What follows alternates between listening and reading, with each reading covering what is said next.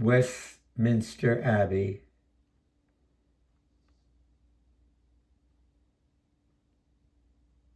Hung we the heavens with black, yield day to night. Comets importing change of times and states, brandish your crystal tresses in the sky, and with them scourge the bad revolting stars that have decreed my brother Henry's death. Henry V, too famous to live long. England never lost a king of so much worth. England ne'er had a king until his time. Virtue he had, deserving to command. His brandished sword did blind men with his beams, his arms spread wider than a dragon's wings, his sparkling eyes, replete with wrathful fire, more dazzled and drove back his enemies than noonday sun fierce bent against their faces. What should I say? His deeds exceed all speech. He ne'er lift up his hand, but conquered. We mourn in black, why mourn we not in blood? Henry's dead and never shall revive. We curse the planets and mishaps that plotted the glories overthrow. Away with these disgraceful wailing robes. Wounds will I lend the French instead of eyes to weep their intermissive miseries. It was a king blessed, of kings. The battles of the Lord of hosts he fought. The church's prayers made him so prosperous. The church, where is it? Had not churchmen prayed, his thread of life had not so soon decayed. My Lord, thou art Lord Protector, but lookest to command the king and realm. Thy wife is proud, she holdeth thee in awe, more than God or religious churchmen may. Name not religion, for thou lovest the flesh, and ne'er throughout the year to church thou goest, except it be to pray against thy foes. Come, stop the jars and rest in peace. Henry V, thy ghost I invocate. Prosper this realm, keep it from civil broils, combat with adverse planets in the heavens. A far more glorious star thy soul shall make than Julius Caesar or bright. My honourable lord's health to all, sad tidings bring I to you out of France, of lost slaughter discomfiture. Paris, Rouen, Orleans are lost. What sayest thou, man, before dead Henry's corse? Speak softly, or the loss of these great towns will make him burst his lead and rise from death. Is Paris lost? Is Rouen yielded up? If Henry were recalled to life again, these news would cause him once more yield the ghost. How are they lost? What treachery was used?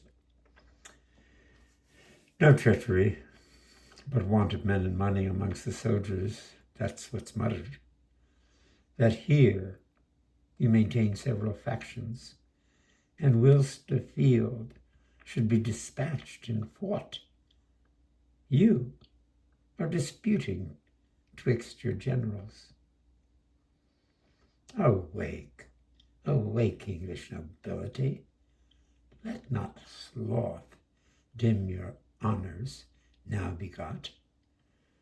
Cropped are the flowered luces in your arms of England's coat. One half is cut away. Were our tears wanting to this funeral, these tidings would call forth their flowing tides. My gracious lords, to add to your laments, wherewith you now bedew King Henry's hearse, I must inform you of a dismal fight betwixt the stout Lord Talbot and the French What? Wherein Talbot overcame is so? Oh no, wherein Lord Talbot was overthrown more than 3 hours. The fight continued, where valiant Talbot, above human thought, enacted wonders with his sword and lance. Enraged he slew, hundreds he sent to hell. The French exclaimed the devil was in his arms, but having scarce 6,000 in his troops, by the 23,000 of the French, was he encompassed and set upon. Hence grew rack and massacre, enclosed was he with his enemies. Is Talbot slain? Then I will slay myself. For living idly here in pomp and ease, whilst such a worthy leader, wanting aid, unto his dastard foeman is betrayed. Oh no, he lives, but is took prisoner. His ransom there is none that but I shall pay. Give me my steeled coat, set me to France. 10,000 soldiers with me I will take, whose bloody deeds shall make all Europe quake. So had ye need besieging Orleans. The English army is grown weak and faint. The Earl of Salisbury craveth supplies, and hardly keeps his men from a mutiny. Lord, view these letters full of mischance. France is revolted from the English quiet. The Dauphin Charles is crowned king of Reims. Rainier, Duke of Anjou, takes his part. The Duke of Alençon flieth to his aid. The Dauphin crowned king, and all fly to him? Oh, whither shall we fly from this reproach? We will not fly, but to our enemies' throats. An army have I mustered in my thoughts, wherewith already France is overrun. Remember, lords, your oaths to Henry sworn, either to quell the Dauphin utterly, or bring him in obedience to your yoke. I'll to the tower with all the haste I can, to view the artillery and munition.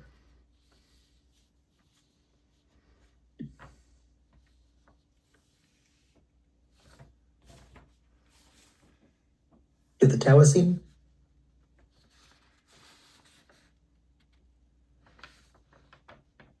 But look at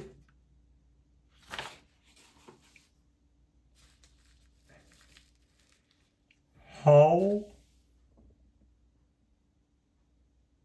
now, ambitious Humphrey, what means this? Yield, priest. Dost thou command me to be shut out? I do. Thou must usurping predator and not protector of the king or realm. Stand back, thou manifest conspirator, thou that contrivest to murder our dead lord, thou that givest whores indulgences to sin. Nay, stand thou back. I will not budge a foot. Under my feet I'll stamp thy bishop's hat, in spite of pope or dignities of church. Thou wilt answer this before the Pope. Winchester goose, I cry a rope, a rope. Now beat them hence, why do you let them stay? I'll chase thee hence, thou wolf in sheep's array. Out, scarlet hypocrite. The servant beats Winchester's servant, but then enters the mayor of London. Fie, lords, thou, you, being supreme magistrates, thus contumeliously should break peace? Peace, mayor. Thou knowest little of my wrongs. Winchester, that regards nor guard nor king, hath here distrained the tower to his use. Now we're going to skip to scene 3 before the tower. That is scene 3 before the tower. Yes, that's what I just said. No, but I mean, what we just did is from scene 3. Thank you very much, sir. I'm reading scene 3. Perhaps it's another act where I come hither to the survey. I am come hither to survey the tower. Yes, that's Act 1, Scene 3. And you just did that? Mm-hmm. We just did something in the middle of that. Well, then I'm very I figured you were doing like yesterday, firing at me at random and No, I having wasn't. me... I wasn't. Oh, okay. I was doing page 1 of Act 1, and this is very unfortunate because now the tape has to be messed up. I'm so sorry you talked. You should have just gone like you did yesterday. I'm reading from a sheet of paper that says, I am hither to survey the tower. Okay? That's where I am. Okay? Would you please start? You're before the tower. I am come hither to survey the tower. Since Henry's death, I fear there is conveyance.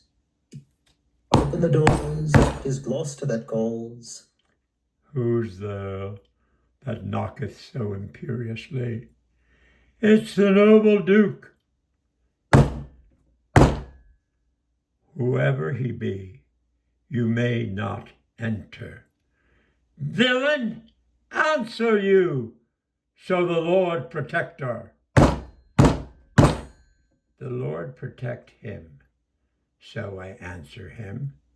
I do no otherwise than I am willed. Who willed you? Or whose will stands but mine?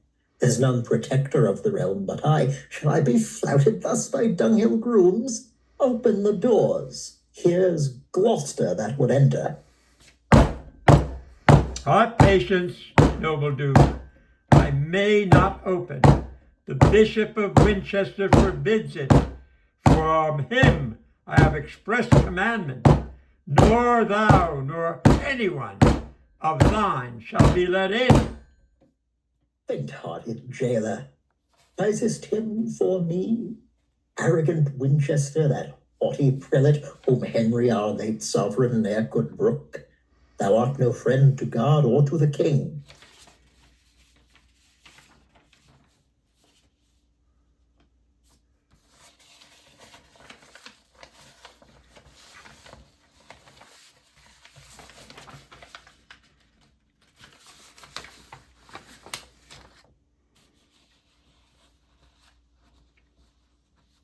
You must have been clicked out of the tower because it's black.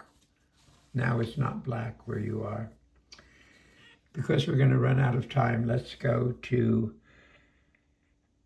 canst thou with deep premeditated lines, with written pamphlets studiously devised, Humphrey, if thou canst accuse, or aught intend to lay unto my charge, do it without this invention, suddenly, as I with sudden and extemporal speech purpose to answer what thou canst object. Presumptuous priest, this place commands my patience. Or thou wouldst know thou hast dishonored me.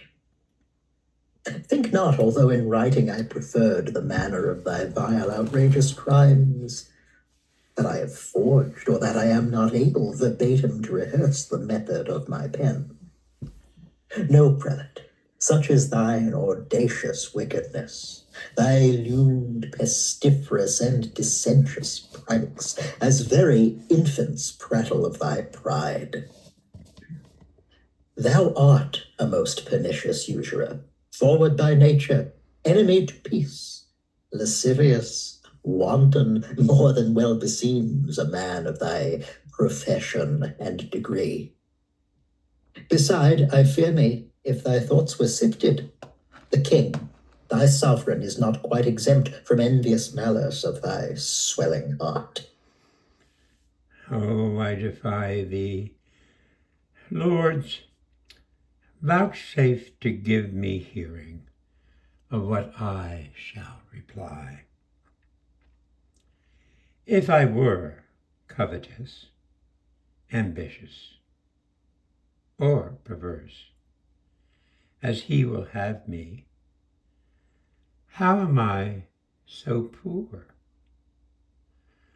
Or how haps it I seek not to advance or to raise myself, but keep my wanton calling?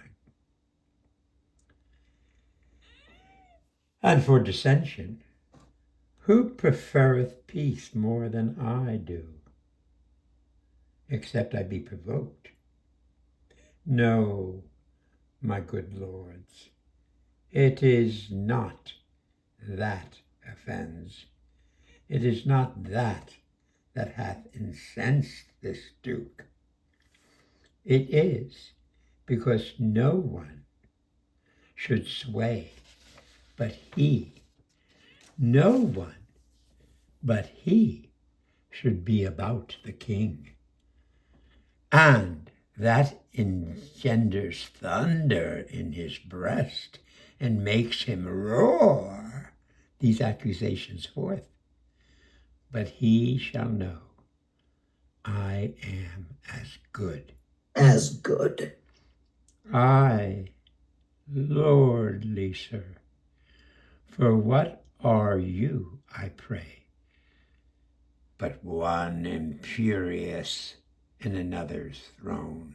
Am I not Lord Protector, saucy priest? And am I not a prelate of the church? Unreverent one, Rome shall remedy this. Rome thither then. My lords, I would prevail, if your prayers might prevail, to join your hearts in love and amity. Believe me, lords, my tender years can tell. Civil dissension is a viperous worm that grows in the bowels of the Commonwealth. What is this? What's happening? It's an uproar, I dare say, begun by malice of the bishop's men.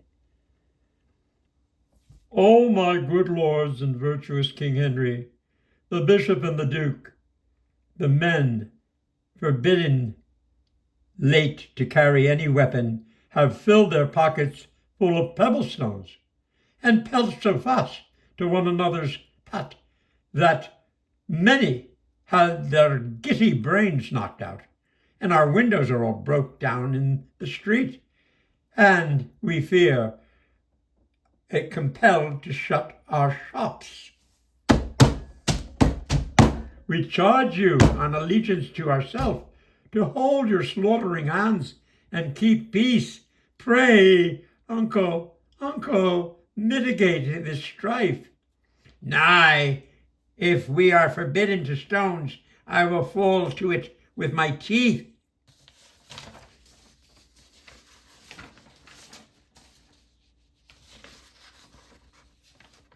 Good God. Okay. I don't have the servant's line. Okay, go to your peace, Mayor. Oh. He says, do what you can, I am as resolute. And Gloucester says, you of my household, leave this peevish broil. No, not that piece.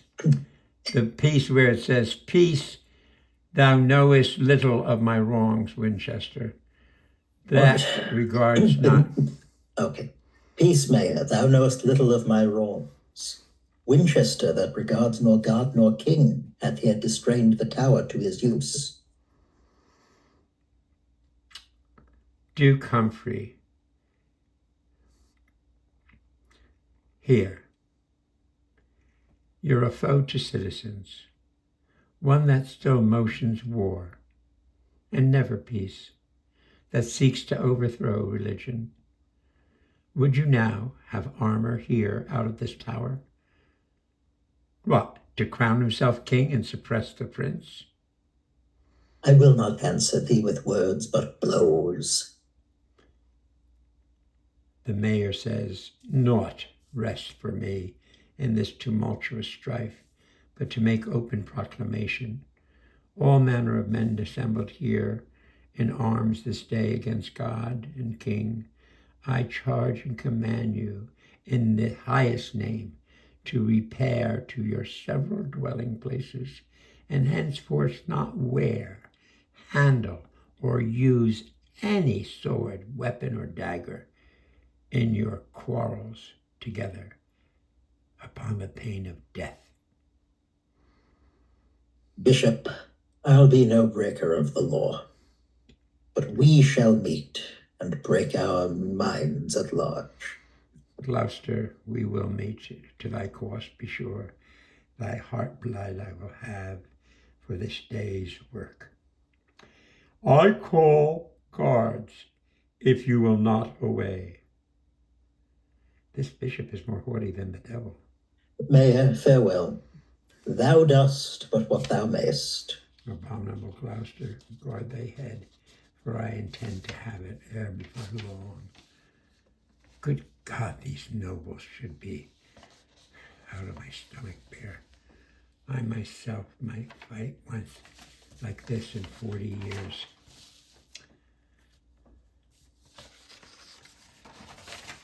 I am now in Paris, and I say, Is this Lord Talbot? Uncle. Yes, if it please your majesty, my liege. welcome. Have captain and victorious lord, until today we never saw your face, and when I was young, as yet I am not old, I do remember how my father said, a stouter champion never handled a sword. Therefore stand up. And for good deserts we have created you Earl of Shrewsbury. And now, my Lord Protector, view this letter sent from our friend, the Duke of Burgundy. What means his grace that he hath changed his style? No more but plain and bluntly to the king. Have they forgot he is his sovereign? What's here? I have upon a special cause, moved with compassion of my country's wrack, together with the pitiful complaints of such as your oppression feeds upon, forsaken your pernicious faction, and joined with Charles, the rightful King of France. Oh, monstrous treachery! Uncle, what? Doth our ally Burgundy revolt? He doth, my lord, and is become your foe. Why? Lord Talbot, there shall talk with him and give him chastisement for this abuse. Gather your strength and march unto him straight. Let him perceive how I'll brook this treason, and what offense it is to flout his friends. I go, my lord, to hear, desiring still, you may behold confusion of your foes. Will not this malice, Somerset, be left? Yes, private grudge, my Lord of York, will out, though never so cunningly you smothered it. Say, gentlemen, what makes you of this exclaim? Lord Somerset, with envious carping tongue, upbraided me about the rose I wear, with vile and most ignominious terms. My lord, I was provoked by him, and he first took exception of my rose. What? It's so slight and frivolous a cause. Good cousin, both York and Somerset, quiet yourselves, I pray, and be at peace. Let this dissension first be tried by fight, and then your highness shall command a peace. There is my pledge. Accept it, Somerset. A shame, my lords, methinks you do not well to raise a mutiny betwixt yourselves. Let me persuade you take a better course. Alas, my lords, remember where we are. We're in France, among the fickle, wavering nation. If they perceive dissension in our looks, and that within ourselves, that we disagree, how will their grudging stomachs be provoked to willful disobedience and rebel? Let me be umpire in this doubtful strife. I see no reason if I wear the rose. Here, now that I have the rose, anyone should therefore be suspicious I'm more inclined to Somerset than York. Both are my kinsmen, and I love them both. And therefore, as we hither come to peace, so let it be, continued peace and love, and cheerfully together digest. Your angry choler on your enemies, myself, my Lord Protector, and the rest, after some respite, we will return to Calais, from thence to England, where I hope, ere long, to be presented by your victories with Charles, Alençon, and the traitorous rout. My Lord of York, I promise you the king prettily, methought, did play the orator. And so he did, but yet I like it not, in that he wears the badge of Somerset. Hush, this is but your fancy, blame 'em not. 'Tis much when scepters are in children's hands, but more when envy breeds unkind division. There comes the reign, there comes the confusion. I dare presume, sweet prince, he thought no harm, and if I thought he did, but let it rest. Other affairs must now be managed. And in our last minutes, here we are in the palace. Letters from the Pope, the Emperor, and the First of Amarac. I have, my lord. Hold on. And this is I have, my lord, and this is their intent. And their intent is this. I have, my lord, and their intent is this, to have a godly peace concluded of between the realms of England and of France. How doth your grace affect their motion? Well, my lord, and as the only means to stop effusion of our Christian blood and establish quietness on every side. And marry, uncle? For I've always thought it was both imperious and unnatural that such a enmity and bloody strife should reign among professors of the same faith. Beside, my lord, the sooner to effect and surer bind this knot of amity, the Earl of Armagnac, near kin to Charles, a man of great authority in France, proffers his only daughter to your grace in marriage with a large and sumptuous dowry. Marriage, uncle? My years are so young, and fitter is my study, my books, than a woman dalliance with a paramour or a wanton dalliance. Yet I shall be content with my choice. What? Is my lord of Winchester installed and called unto a cardinal's degree? Henry V did sometime prophesy, if once he come to be a cardinal, he'll make his cap co-equal with the crown. You know your wondrous, rare description, noble Earl, of beauteous Margaret hath astonished me. Therefore, my Lord Protector, uncle, give me consent that Margaret may be England's royal queen. So should I give consent to flatter sin? You know, my lord, your highness is betrothed unto another lady of esteem. Margaret's father will confirm the peace and keep the French in allegiance.